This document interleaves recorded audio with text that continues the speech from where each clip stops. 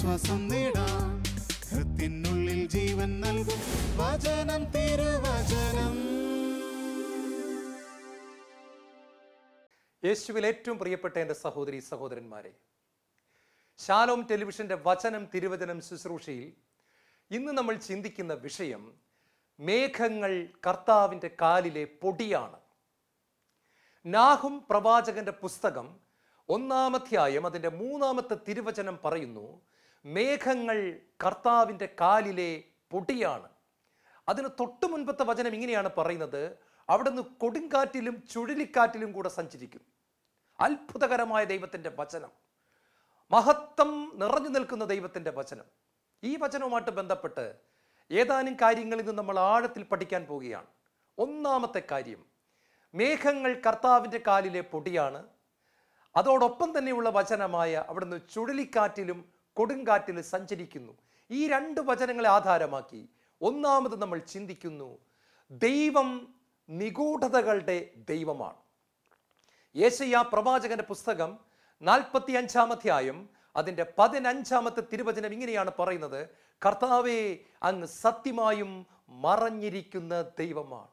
Hiding God, മറഞ്ഞിരിക്കുന്നവനായ ദൈവം, നിഗൂഢതകൾ നിറഞ്ഞ ദൈവം. സുഭാഷിതങ്ങളുടെ പുസ്തകം 25-ാം അധ്യായം അതിൻ്റെ 2-ാമത്തെ തിരുവചനം പറയുന്നു, നിഗൂഢത ദൈവത്തിൻ്റെ മഹത്വമാണ്, കാര്യങ്ങൾ അന്വേഷിച്ചറിയുന്നതോ രാജാക്കന്മാരുടെ മഹത്വം. ഹല്ലേലൂയ. അതായത് പ്രിയപ്പെട്ടവരെ, കർത്താവിൻ്റെ വചനം പറയുകയാണ്, നിഗൂഢത എന്ന് പറയുന്നത് ദൈവത്തിൻ്റെ മഹത്വമാണ്, മറഞ്ഞിരിക്കുക എന്ന് പറയുന്നത് ദൈവത്തിൻ്റെ മഹത്വമാണ്. എന്നാൽ മറഞ്ഞിരിക്കുന്ന ദൈവത്തെ അന്വേഷിച്ച് കണ്ടെത്തുക എന്ന് പറയുന്നത് രാജാക്കന്മാരുടെ മഹത്വവും. ഞാൻ ആരാണ്? രാജാവാണോ അതോ ഭിക്ഷക്കാരനാണോ? ആത്മീയ ജീവിതത്തിൽ ഞാൻ രാജകീയ പൗരോഹിത്യത്തിന്റെ വില തിരിച്ചറിഞ്ഞ വ്യക്തിയാണോ അതോ ബർത്തമേയുസിന് സൗഖ്യം കിട്ടുന്നതിന് മുൻപ് അവൻ വഴിയരികിലിരുന്ന് അന്ധനെ പോലെ ഒരു അന്ധനായിരുന്ന് അവിടെ ഇരുന്ന് ഭിക്ഷ യാചിച്ചു കൊണ്ടിരുന്ന അവസ്ഥയിലാണ് ഞാൻ ജീവിക്കുന്നത്? എങ്ങനെ വേണമെങ്കിലും എനിക്ക് ദൈവത്തിൻ്റെ കൂടെ പോകാം. ദൈവം പറയാണ്, രാജാക്കന്മാരുടെ മഹത്വം എന്ന് പറയുന്നത് കാര്യങ്ങൾ അന്വേഷിച്ചറിയുന്നതാണ്. രാജകീയ പുരോഹിതൻ എന്ന് പറഞ്ഞാൽ അർത്ഥം ഒരേ സമയം അവൻ രാജാവുമാണ്, ഒരേ സമയം അവൻ പുരോഹിതനുമാണ്. ഒരു പുതിയ നിയമ വിശ്വാസിയെ ദൈവം രാജകീയ അഭിഷേകം കൊണ്ട് നിറയ്ക്കുന്നു, പൗരോഹിത്യത്തിന്റെ അഭിഷേകം കൊണ്ട് നിറയ്ക്കുന്നുവെങ്കിൽ ആ രാജകീയ അഭിഷേകം കിട്ടിയ വ്യക്തിയായ അവൻ ദൈവത്തിന്റെ നിഗൂഢതകളെ അന്വേഷിച്ച് അറിഞ്ഞ് കണ്ടെത്തേണ്ടിയിരിക്കുന്നു. വീട്ടിലിരുന്ന് ഏതാനും പ്രാർത്ഥനകൾ ചൊല്ലിക്കൊണ്ട് എൻ്റെ കടമകൾ നിർവഹിച്ച് ജീവിക്കുന്ന ഒരു വ്യക്തിയാണ് ഞാനെങ്കിൽ ദൈവത്തിൻ്റെ രഹസ്യങ്ങളെ എനിക്കറിയാൻ ഒരിക്കലും കഴിയുകയില്ല. ദൈവത്തിൻ്റെ മഹത്വം എനിക്ക് കാണാൻ പറ്റുകയില്ല. ദൈവത്തിൻ്റെ ഗ്ലോറിയസ് ആയിട്ടുള്ള ആ മുഖം എനിക്ക് ഒരിക്കലും വെളിപ്പെട്ട് കിട്ടുകയില്ല. ദൈവവചനത്തിലെ രഹസ്യങ്ങൾ എൻ്റെ മുമ്പിൽ ചുരുൾ നിവർത്തപ്പെടുകയില്ല. മറഞ്ഞിരിക്കുന്ന മന്ന എനിക്ക് വെളിപ്പെട്ട് കിട്ടുകയില്ല. ഒളിഞ്ഞു കിടക്കുന്ന നിധികൾ എൻ്റെ മുമ്പിൽ വെളിപ്പെടുകയില്ല. പകരം കർത്താവിൻ്റെ വചനം പറയാണ്, രാജാക്കന്മാരുടെ മഹത്വം എന്ന് പറയുന്നതോ കാര്യങ്ങൾ അന്വേഷിച്ചറിയുന്നത്, ദൈവത്തിൻ്റെ മഹത്വം എന്ന് പറയുന്നതോ മറഞ്ഞിരിക്കുന്നത്. അതായത് മറഞ്ഞിരിക്കുന്ന ദൈവത്തെ അന്വേഷിച്ച് കണ്ടെത്താൻ കഴിയുന്നിടത്താണ് എൻ്റെയും നിങ്ങളുടെയും വിജയമെന്നർത്ഥം. വീണ്ടും ദൈവത്തിൻ്റെ വചനം പറയുന്നു, നിയമാവർത്തന പുസ്തകം 29-ാം അധ്യായം അതിൻ്റെ 29-ാമത്തെ തിരുവചനം, the secret things belong to the Lord. ദൈവത്തിൻ്റെ രഹസ്യങ്ങൾ ദൈവത്തിന് മാത്രമുള്ളതാണ്. ദൈവത്തിൻ്റെ രഹസ്യങ്ങൾ ദൈവത്തിന് മാത്രമുള്ളതാണ്. കണ്ടോ പ്രിയപ്പെട്ടവരെ, നമ്മുടെ ദൈവം നിഗൂഢതകളുടെ ദൈവമാണ്. അതായത് മറഞ്ഞിരുന്നു കൊണ്ട് പ്രവർത്തിക്കുന്ന ദൈവമാണ്. ദൈവത്തിൻ്റെ പ്രവൃത്തി നിശബ്ദമായിട്ട് സംഭവിക്കുകയാണ്. നമ്മൾ കാണുന്നില്ലേ, ഒരു കുഞ്ഞിൻ്റെ ജനനവും വളർച്ചയും പോലും നോക്കുക. അമ്മയുടെ ഉദരത്തിൽ ആ കുഞ്ഞ് അപ്പനിൽ നിന്നും അമ്മയിൽ നിന്നും രൂപം കൊള്ളുന്ന നിമിഷം മുതൽ ആ കുഞ്ഞ് വളർന്നു വരുന്നുണ്ട്. പുറത്ത് നിൽക്കുന്ന നമുക്കൊന്നും മനസ്സിലാകുന്നില്ല. കുഞ്ഞിന് കണ്ണുണ്ടാകുന്നു, കാതുണ്ടാകുന്നു, നാവുണ്ടാകുന്നു, ഹൃദയമുണ്ടാകുന്നു, കരളുണ്ടാകുന്നു, എല്ലാം ഉണ്ടാകുന്നു. കണ്ടോ, ദൈവത്തിൻ്റെ പ്രവൃത്തി അവിടെ അത്ഭുതകരമായിട്ട് വെളിപ്പെടുകയാണ്. ദൈവം മറഞ്ഞിരുന്നു കൊണ്ട് പ്രവർത്തിക്കുകയാണ്. അമ്മയുടെ ഉദരത്തിൽ എന്നെ ഉരുവാക്കിയത് ദൈവമാണെന്ന് സങ്കീർത്തന പുസ്തകം നമ്മൾ വായിക്കുന്നുണ്ട്. അങ്ങയുടെ കൈകൾ എന്നെ മെനഞ്ഞു. കുശവൻ കലത്തെ മെനയുന്നത് പോലെ ദൈവമാണ് എന്നെയും നിങ്ങളെയും മെനഞ്ഞത്. പക്ഷേ നമ്മൾ ആരും ദൈവത്തെ കണ്ടില്ല. യേശയ്യാ പ്രവാചകന്റെ പുസ്തകം 55-ാം അധ്യായം അതിൻ്റെ 8-ാമത്തെ തിരുവചനം പറയുന്നു, എൻ്റെ ചിന്തകൾ നിങ്ങളുടെ ചിന്തകൾ പോലെ അല്ല, നിങ്ങളുടെ വഴികൾ എൻ്റേത് പോലെയുമല്ല. ആകാശം ഭൂമിയിൽ നിന്ന് എത്രമാത്രം ഉയർന്നിരിക്കുന്നു, അത്രമാത്രം ഉന്നതമാണ് എൻ്റെ ചിന്തകളും വഴികളും നിങ്ങളുടേതിൽ നിന്നും അത് വ്യത്യസ്തമാണ് മക്കളെ എന്ന് ദൈവം നമ്മളെ ഓർമ്മിപ്പിക്കുകയാണ്. പ്രിയപ്പെട്ട സഹോദരങ്ങളെ, പുറപ്പാടിൻ്റെ പുസ്തകത്തിൽ വേദനിപ്പിക്കുന്ന ഒരു അനുഭവത്തോടു കൂടിയാണ് പുറപ്പാട് പുസ്തകം ആരംഭിക്കുന്നത്. വളരെ വിഷമമുണ്ടാക്കുന്ന ഒരു കാര്യം പറഞ്ഞുകൊണ്ടാണ് പുറപ്പാട് പുസ്തകം ആരംഭിക്കുന്നത്. എന്താണെന്നറിയാമോ? ഇസ്രായേൽ മക്കൾക്ക് ജനിക്കുന്ന ആൺകുഞ്ഞുങ്ങളെയെല്ലാം ജനിക്കുന്ന ഉടൻ തന്നെ കാലിൽ പിടിച്ച് പൊക്കിയെടുത്ത് നൈൽ നദിയിലേക്ക് വലിച്ചെറിഞ്ഞ് കൊല്ലുക എന്നുള്ള ഫറവോയുടെ കൽപ്പന നമുക്ക് അവിടെ കാണാൻ സാധിക്കുന്നു. ഒരു നിലവിളിയോടെയാണ് പുസ്തകം ആരംഭിക്കുന്നത്. അതായത് ഇസ്രായേൽ മക്കൾ വലിയ വേദനയിലൂടെ കടന്നുപോയി. പക്ഷേ നീ വിതയ്ക്കുന്നത് കൊയ്യും എന്നും ദൈവത്തിൻ്റെ വചനം നമ്മളെ മറ്റൊരു ഭാഗത്ത് ഓർമ്മിപ്പിക്കുന്നുണ്ട്. ദൈവമെല്ലാം കണ്ടുകൊണ്ടിരിക്കുന്നു എന്നും നമ്മളൊരു വില കൊടുക്കേണ്ടി വരുമെന്നും പറയുന്നുണ്ട്. അനുദപിക്കാതെ മുന്നോട്ട് പോകുന്ന വ്യക്തികൾക്ക് വലിയ വില കൊടുക്കേണ്ടി വരുമെന്ന് നമ്മുടെ ചുറ്റും നടക്കുന്ന സംഭവങ്ങൾ നമ്മളെ ഓർമ്മിപ്പിക്കുന്നുണ്ട്. പ്രിയപ്പെട്ടവരെ, ഇതാ കർത്താവിൻ്റെ വചനം വ്യക്തമായിട്ട് പറയുന്നുണ്ട്. ദൈവം അതെല്ലാം കാണുകയായിരുന്നു. നിങ്ങൾക്കറിയാമോ, അനേക വർഷങ്ങൾ മുന്നോട്ട് പോയി. ദൈവത്തിൻ്റെ ന്യായവിധിയുടെ സമയമായി. ഇസ്രായേൽ ഈജിപ്തിൻ്റെ അടിമത്തത്തിൽ നിന്ന് രക്ഷപ്പെട്ട് മുന്നോട്ട് പോകുന്ന സമയത്ത് ദൈവം അവരെ ചെങ്കടലിൻ്റെ മുൻപിലൂടെയുള്ള അല്ലെങ്കിൽ ചെങ്കടലിൻ്റെ നേരെയുള്ള വഴിയിലൂടെ നയിക്കുകയാണ്. ലോകത്ത് ഒരു പട്ടാള ക്യാപ്റ്റനും ഒരു പട്ടാള കമാൻഡറും ചെയ്യാത്ത പമ്പര വിഡ്ഢിത്തരമെന്ന് ശത്രുരാജ്യത്തിന് തോന്നത്തക്ക വിധത്തിലുള്ള ഒരു മൂവ്മെന്റ് അവിടെ നടക്കുകയാണ്. ആരും ചെയ്യില്ല. കാരണം കടലിന്റെ നേരെ പോയാൽ അവിടെ ചെന്ന് യാത്ര അവസാനിക്കുക തന്നെ ചെയ്യും. ദൈവം ജനത്തെ കടലിന്റെ നേരെയാണ് കൂട്ടിക്കൊണ്ടു പോകുന്നത്. 10 കമാൻഡ്മെന്റ്സ് എന്ന് പറയുന്ന സിനിമയിൽ അവിടെ ഈജിപ്തിന്റെ പട്ടാള തലവനും ഫറവോയും ചേർന്ന് പറയുന്ന ഒരു ഡയലോഗുണ്ട്. ഇസ്രായേലിന്റെ ദൈവം ഒരു വിവരമില്ലാത്ത ക്യാപ്റ്റനാണ് എന്ന് പറഞ്ഞ് അവർ ചിരിക്കുന്നുണ്ട്. ഇതുപോലൊരു മണ്ടൻ ക്യാപ്റ്റനെ എവിടെയെങ്കിലും കണ്ടിട്ടുണ്ടോ? കടലിന്റെ നേരെ ജനത്തെ കൊണ്ടുപോകുന്നു. വരുവിൻ, നമുക്കവരെ പിന്തുടർന്ന് കൊന്നുകളയാമെന്ന് പറഞ്ഞ് അവർ പുറകെ വരുന്നു. പക്ഷെ പ്രിയപ്പെട്ടവരെ, ഞാൻ ആദ്യമേ പറഞ്ഞില്ലേ, ദൈവത്തിന്റെ വഴികൾ നിഗൂഢമാണ്. ദൈവത്തിന്റെ വഴികൾ മറഞ്ഞിരിക്കുന്നു. ദൈവം ഒരു കാര്യം ചെയ്യുന്ന സമയത്ത് അടുത്തത് എന്താണ് ചെയ്യാൻ പോകുന്നതെന്ന് നമുക്കറിയത്തില്ല. നമ്മൾ ഇപ്പോൾ കരഞ്ഞുകൊണ്ടിരിക്കുകയായിരിക്കും, പക്ഷെ നാളെ നമ്മൾ ഒരുപാട് ചിരിക്കും. ചിലപ്പോൾ നാളെ നമ്മൾ ചിരിക്കുമെന്നുള്ള കാര്യം ഇന്ന് കരയുന്നത് നമുക്കറിയത്തില്ല. ഇന്ന് എല്ലാ വാതിലും അടഞ്ഞിരിക്കുന്ന നമ്മൾ നെഞ്ചുപൊട്ടി കരയുമ്പോൾ മഹത്വത്തിൻ്റെ ഒരു വാതിൽ നാളെ ദൈവം തുറന്നു തരുമെന്നുള്ള കാര്യം ഇന്ന് നമുക്ക് മനസ്സിലാകുന്നില്ല. The secret things belong to the Lord. ദൈവത്തിൻ്റെ രഹസ്യങ്ങൾ ദൈവത്തിന് മാത്രമുള്ളതാണ്. ദൈവം നിഗൂഢമായി മറഞ്ഞിരുന്ന് പ്രവർത്തിക്കുന്നവനായ ദൈവമാണ്. പ്രിയപ്പെട്ടവരെ, ചെങ്കടൽ രണ്ടായി പിളരുന്നു. ഇസ്രായേൽ ജനം മുന്നോട്ട് പോകുന്നു. പുറകെ വന്ന ഈജിപ്തിന്റെ പട്ടാളവും മുന്നോട്ടിറങ്ങുന്നു. എന്താ സംഭവിക്കാൻ പോണെന്ന് ആർക്കും അറിയില്ല. ഇസ്രായേലിനും അറിയില്ല, ഈജിപ്തിനും അറിയില്ല. പക്ഷേ ദൈവം തൻ്റെ സ്വന്തം ജനം അക്കരെ എത്തിക്കഴിഞ്ഞപ്പോൾ ദൈവത്തിൻ്റെ ശക്തി വീണ്ടും വന്ന് കടലിനെ രണ്ട് ഭാഗത്തുനിന്നും ഒരുമിപ്പിക്കുകയാണ്. ഈജിപ്തിൻ്റെ മുഴുവൻ പട്ടാളക്കാരും വെള്ളത്തിൽ മുങ്ങി മരിക്കുകയാണ്. ഞാൻ ഒരു കാര്യം നിങ്ങളെ ഓർപ്പിക്കട്ടെ. കുറേ വർഷങ്ങൾക്ക് മുമ്പ് പാവപ്പെട്ട ഇസ്രായേൽക്കാർക്ക് പിറന്നു വീണ മുഴുവൻ ആൺകുട്ടികളെയും നൈൽ നദിയിൽ മുക്കി ആയിരക്കണക്കിന് ആൺകുട്ടികളെ നൈൽ നദിയിലേക്ക് വലിച്ചെറിഞ്ഞ് കൊന്നുകളഞ്ഞ ഈജിപ്റ്റ് എന്ന് പറയുന്ന രാജ്യത്തിന് കിട്ടിയ ന്യായവിധി കണ്ടോ? മുഴുവൻ പട്ടാളക്കാരും വെള്ളത്തിൽ തന്നെ മുങ്ങി കുറച്ച് നാൾ കഴിഞ്ഞ് കൂട്ടത്തോടെ മരിക്കുകയാണ്. ഞാൻ ഒന്നുകൂടെ നിങ്ങളോട് പറയട്ടെ, എൻ്റെ ചിന്തകൾ നിങ്ങളുടേത് പോലെ അല്ല. ആകാശം ഭൂമിയിൽ നിന്ന് എത്രമാത്രം ഉയർന്നിരിക്കുന്നു, അത്രത്തോളം ഉന്നതമാണ് എൻ്റെ ചിന്തകൾ. പ്രിയപ്പെട്ട സഹോദരങ്ങളെ, നമ്മൾ ഒരു കാര്യം മനസ്സിലാക്കണം. ദൈവത്തിൻ്റെ പ്രവൃത്തി എന്ന് പറയുന്നത് വളരെ വ്യക്തമായ ഉദ്ദേശത്തോടു കൂടി മാത്രം ദൈവം ചെയ്യുന്ന ഒരു പ്രവൃത്തിയാണ്. കർത്താവ് പത്രോസിന് വേണ്ടി പ്രാർത്ഥിക്കുന്ന ഒരു ഭാഗം നിങ്ങളുടെ മുമ്പിലേക്ക് ഞാനൊന്ന് കൊണ്ടുവരികയാണ്. സാത്താൻ നിന്റെ ഗോതമ്പ് മണി പോലെ പാറ്റാനായിട്ട് ഉദ്യമിച്ചു. നിന്റെ വിശ്വാസം നഷ്ടപ്പെട്ടു പോകാതിരിക്കാൻ ഞാൻ നിനക്ക് വേണ്ടി പ്രാർത്ഥിച്ചു. ഇത് വായിച്ചപ്പോഴൊക്കെ എനിക്ക് തോന്നിയിട്ടുണ്ട്, കർത്താവ് പ്രാർത്ഥന അല്പമൊന്ന് മാറ്റേണ്ടതല്ലായിരുന്നോ? പത്രോസേ, നീ തള്ളിപ്പറയാതിരിക്കാൻ വേണ്ടി ഞാൻ നിനക്ക് വേണ്ടി പ്രാർത്ഥിച്ചു എന്നല്ലേ കർത്താവ് പ്രാർത്ഥിക്കേണ്ടത്? പക്ഷെ പ്രിയപ്പെട്ട സഹോദരങ്ങളെ, കർത്താവ് പ്രാർത്ഥിച്ചത് എങ്ങനെയാണെന്നറിയാമോ? തള്ളിപ്പറയേണ്ടെന്നല്ല കർത്താവ് പ്രാർത്ഥിച്ചത്. പകരം അവൻ്റെ വിശ്വാസം നഷ്ടപ്പെട്ടു പോകാതിരിക്കാൻ വേണ്ടിയിട്ടാണ് കർത്താവ് പ്രാർത്ഥിച്ചത്. അതായത് ദൈവത്തിൻ്റെ പ്രവൃത്തി വീണ്ടും ഇവിടെ നിഗൂഢമായിട്ട് വെളിപ്പെടുകയാണ്. പത്രോസ് തള്ളി പറയണം, പത്രോസ് താഴെ വീഴണം, പത്രോസ് പരാജയപ്പെടണം, പത്രോസ് തോറ്റു പോകണം, പത്രോസ് തകർക്കപ്പെടണം.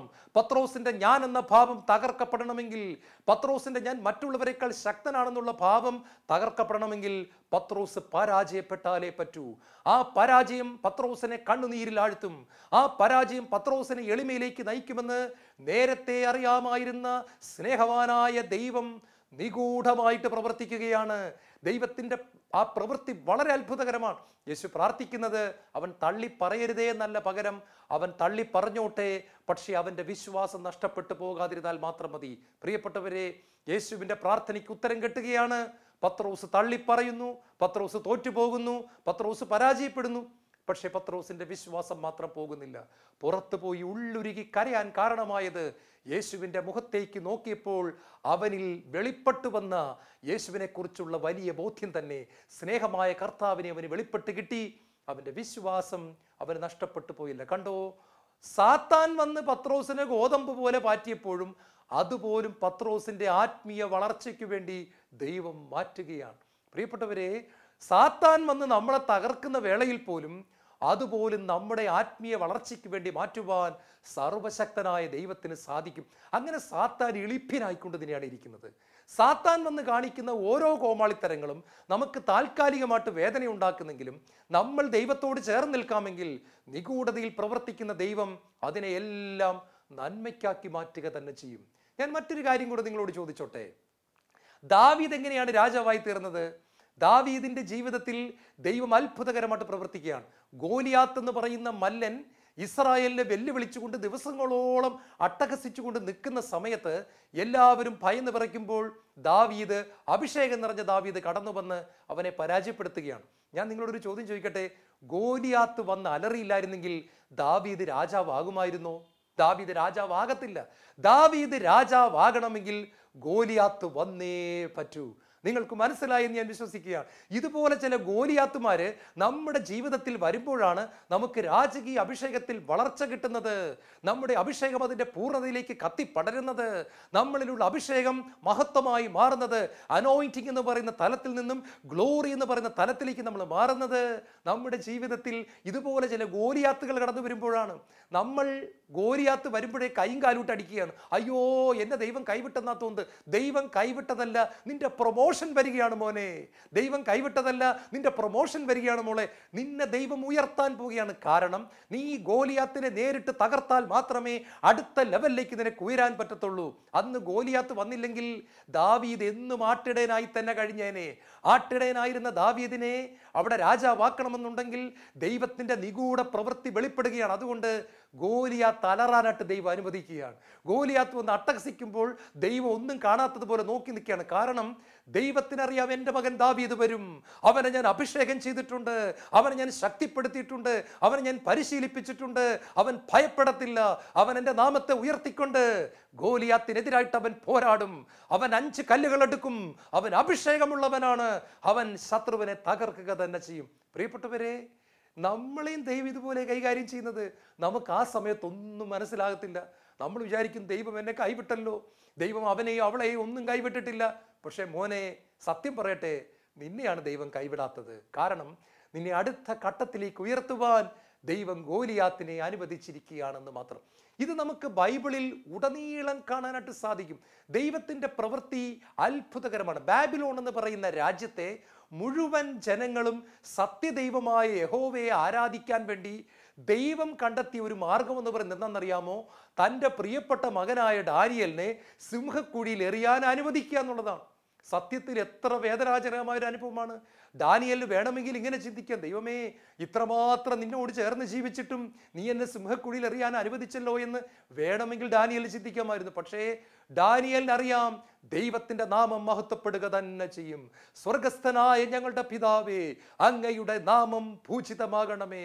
Your name shall be glorified. അങ്ങയുടെ നാമം പൂജിതമാകണം, അങ്ങയുടെ നാമം മഹത്വപ്പെടണം, അങ്ങയുടെ നാമത്തെ എല്ലാവരും ഏറ്റു പറയണം, അങ്ങയുടെ നാമത്തിന് മുൻപിൽ എല്ലാവരും മുട്ടുകൾ മടക്കണം, അങ്ങ് കർത്താവാണെന്ന് പറഞ്ഞവർ ആരാധിക്കണം. പ്രിയപ്പെട്ടവരെ, ദൈവത്തിന്റെ പ്രവൃത്തി ആർക്കും മനസ്സിലായില്ല. ശത്രുക്കൾ കൈയടിച്ചു, ശത്രുക്കൾ പരിഹസിച്ചു, ദൈവം അവനെ കൈവിട്ടു, സിംഹങ്ങൾ അവനെ വലിച്ചു കീറുമെന്ന് പറഞ്ഞു. പക്ഷേ പ്രിയപ്പെട്ടവരെ, സിംഹക്കുഴിയിലേക്ക് ഇറങ്ങുന്ന സമയത്ത് ഒരുപാട് വേദന ദാനിയേലിന് അനുഭവിക്കേണ്ടി വന്നുവെങ്കിലും സിംഹക്കുഴിയുടെ താഴെ അറ്റത്തെത്തിക്കഴിഞ്ഞപ്പോൾ അവൻ ദൈവത്തിന്റെ മഹത്വം കണ്ടു. അലറിക്കൊണ്ടുവന്ന സിംഹങ്ങൾ പൂച്ചക്കുട്ടികളെ പോലെ മാറിയപ്പോൾ ദൈവത്തിന്റെ സാന്നിധ്യം അവിടെ വ്യാപരിക്കുന്നത് ദാനിയേൽ കണ്ടു. പിന്നെ സംഭവിച്ചത് നമുക്കറിയാം.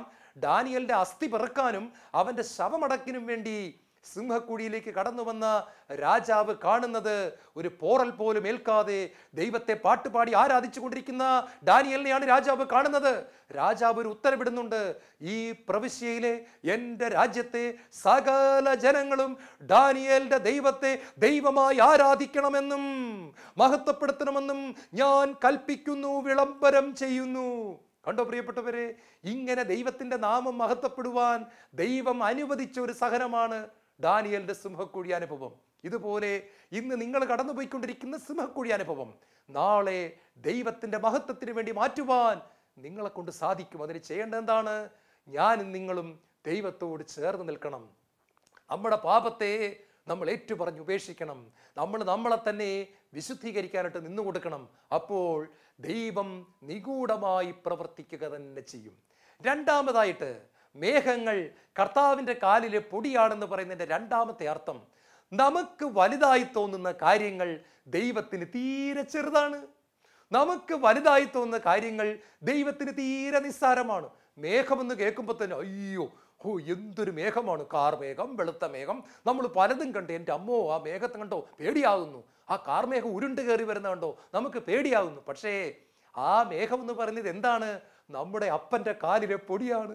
നമ്മുടെ രക്ഷകനായ ദൈവത്തിൻ്റെ കാലിലെ വെറും ഒരു ഡസ്റ്റാണ്, വെറും ഒരു പൊടിയാണ്. എന്ന് പറഞ്ഞാൽ നമുക്ക് വലുതായി തോന്നുന്ന കാര്യങ്ങൾ ദൈവത്തിന് തീരെ നിസ്സാരമാണ്. പ്രിയപ്പെട്ട സഹോദരങ്ങളെ, ഈ ഒരു ബോധ്യം കിട്ടുമ്പോഴുണ്ടല്ലോ നമുക്ക് നമ്മുടെ സഹനങ്ങളിൽ ദൈവത്തെ ആരാധിച്ചുകൊണ്ട് മുന്നോട്ട് പോകാനായിട്ട് സാധിക്കും. ആട്ടിടയൻ രാജാവാകുക എന്ന് പറയുന്നത് മനുഷ്യരെ സംബന്ധിച്ച് വലിയ കാര്യമാണ്. എന്നാൽ ദൈവത്തിന് അത് നിസ്സാരമാണ് എന്ന് ദാവീദിന്റെ ജീവിതത്തിലൂടെ ദൈവം തെളിയിച്ചു. ആടിനെ മേയിച്ചുകൊണ്ട് നടന്ന എന്നെ യൂദാ ഭവനത്തിന്റെ അധിപനാക്കിയ കർത്താവേ, നിനക്ക് ഞാൻ എന്ത് തരുമെന്ന് ദാവീദ് ചോദിക്കുന്നുണ്ട്. ആടിനെ മേയിച്ചുകൊണ്ട് നടന്ന എനിക്ക് നീ തന്നത് സിംഹാസനവും ചെങ്കോലുമാണല്ലോ. മനുഷ്യ ബുദ്ധിക്കും മനുഷ്യ ദൃഷ്ടിയിലും വളരെ ബുദ്ധിമുട്ടെന്ന് പറയുന്ന ഈ കാര്യത്തെ ദൈവം നിസ്സാരമാക്കി ചെയ്തെടുത്തു. ആടിനെ മേയിച്ചുകൊണ്ട് നടന്ന ദാവീദ് സിംഹാസനത്തിൽ എത്തിപ്പെടുക തന്നെ ചെയ്തു. നമുക്ക് വലുതെന്ന് തോന്നുന്ന കാര്യങ്ങൾ ദൈവത്തിന് തീരെ നിസ്സാരമാണ്. 2, ജയിലിൽ വ്യഭിചാര കുറ്റത്തിന്, ബലാത്സംഗ കുറ്റത്തിന് ശിക്ഷ അനുഭവിച്ച് കിടക്കുന്ന ഒരുത്തൻ രാജ്യത്തിന്റെ പ്രധാനമന്ത്രിയാകുമെന്നുള്ളത് മനുഷ്യന് ഏറ്റവും ബുദ്ധിമുട്ടുള്ള കാര്യമാണ്. പക്ഷേ ഉൽപ്പത്തി പുസ്തകത്തിൽ പ്രിയപ്പെട്ട സഹോദരങ്ങളെ, ചെയ്യാത്ത തെറ്റിന് ജയിലിലായി, അത് വളരെ പ്രധാനപ്പെട്ടതാണ്. ചെയ്യാത്ത തെറ്റിന് തെറ്റായി കുറ്റം ആരോപിക്കപ്പെട്ട് ജയിൽ കിടക്കുന്ന ഒരു ബലാത്സംഗ വീരൻ എന്ന് പറഞ്ഞ് എല്ലാവരും നോക്കിക്കൊണ്ടിരിക്കുന്ന ജോസഫ് എന്ന് പറയുന്ന ദൈവത്തിന്റെ പൊന്നുമകൻ വിശുദ്ധിയിൽ ജീവിച്ചിട്ടും അവൻ ജയിലിൽ അകപ്പെടുകയാണ്. അവൻ ഒരു തെറ്റും ചെയ്തിട്ടില്ല, പക്ഷെ അവൻ ജയിലിലാണ്.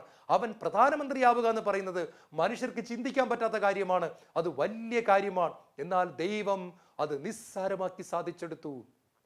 ഇന്നലെ വരെ ജോസഫിനെ പരിഹസിച്ചിരുന്നവർ ജോസഫിന്റെ മുമ്പിൽ മുട്ടുമടക്കി ജോസഫിനെ വണങ്ങുന്ന തരത്തിലേക്ക് ദൈവം ജോസഫിനെ എടുത്ത് ഉയർത്തുകയാണ്.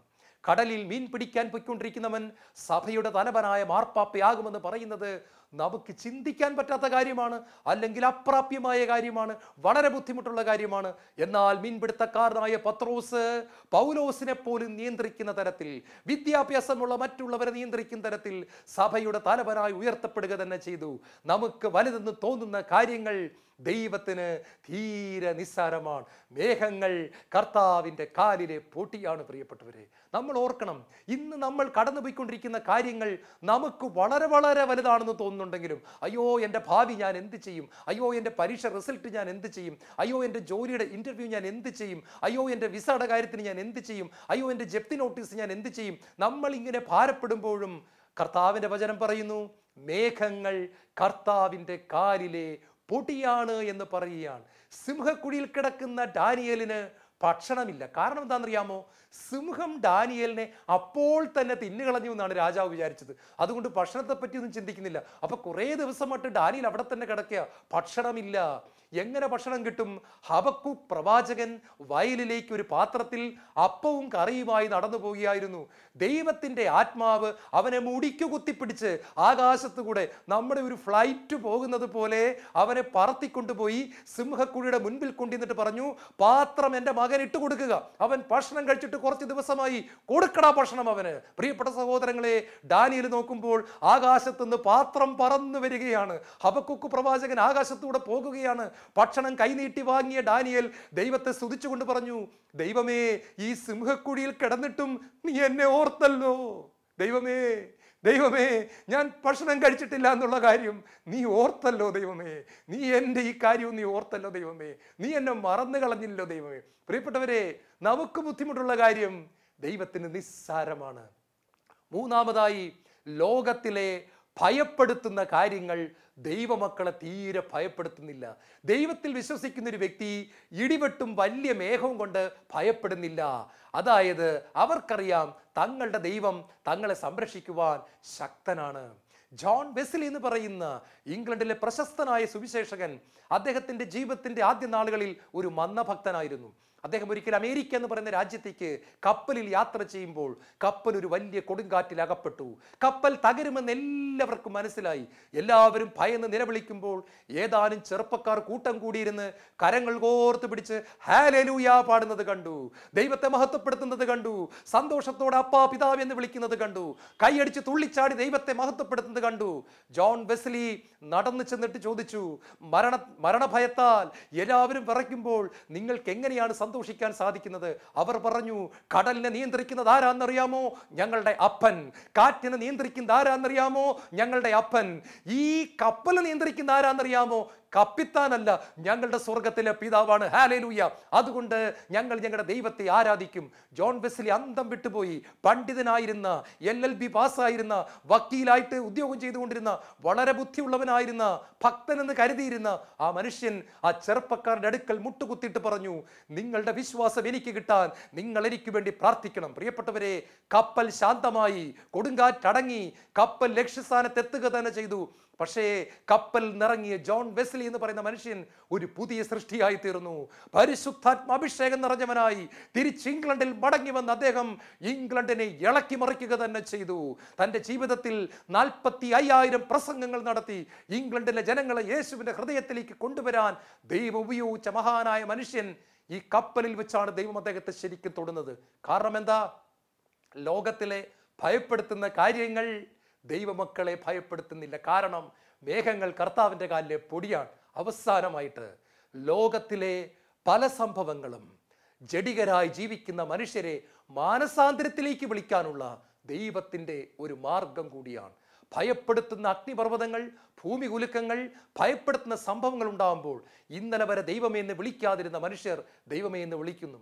വർഷങ്ങൾക്ക് മുൻപ് പാലാ ഭരണങ്ങാനം പ്രദേശത്ത് ഭൂമി ചെറുതായൊന്ന് കുലുങ്ങിയപ്പോൾ അതിൻ്റെ പിറ്റേ ദിവസം തന്നെ ഭരണങ്ങാനം അസീസി ധ്യാന കേന്ദ്രത്തിൽ നീണ്ട ക്യൂ ആയിരുന്നു. 25-30 വർഷമായിട്ട് കുമ്പസാരിക്കാതിരുന്ന ചേട്ടന്മാർ കണ്ണുനീരോടെ കൈകൂപ്പി പിടിച്ചുകൊണ്ട് കുമ്പസാരിക്കാൻ വേണ്ടി നിൽക്കുന്ന കാഴ്ച മനോഹരമായൊരു കാഴ്ചയായിരുന്നു. എന്താ കാരണം? ഭൂമി ഒന്ന് കുലുങ്ങിയപ്പോൾ ലോകത്തിൻ്റെ മനുഷ്യർ, ജഡികരായി ജീവിച്ചിരുന്നവർ, മാനസാന്തരപ്പെടാതെ ജീവിച്ചിരുന്നവർ ഭയപ്പെട്ടു പോയി. ഇതുപോലെ ലോകത്ത് എന്തെങ്കിലും ഭീകര സംഭവങ്ങൾ ഉണ്ടാകുമ്പോൾ പിറ്റേ ഞായറാഴ്ച ലോകം മുഴുവനുള്ള പള്ളികളിൽ നിറയെ ആളുകളാണ്. ഇന്നലെ വരെ പള്ളി കയറാതിരുന്നവർ പള്ളിയിലേക്ക് കടന്നു വരുന്നു. അതേ പ്രിയപ്പെട്ടവരെ, ലോകത്തിലെ ഭയപ്പെടുത്തുന്ന സംഭവങ്ങൾ പാപത്തിൽ കഴിയുന്നവരുടെ തിരിച്ചുവരവിന് വേണ്ടി പോലും ദൈവം ഉപയോഗിക്കുന്നുണ്ട്. ഇതാ വചനം, തിരുവചനം കേട്ടുകൊണ്ടിരിക്കുമ്പോൾ ഒരിക്കൽ കൂടി വചനം കടന്നു വരികയാണ്.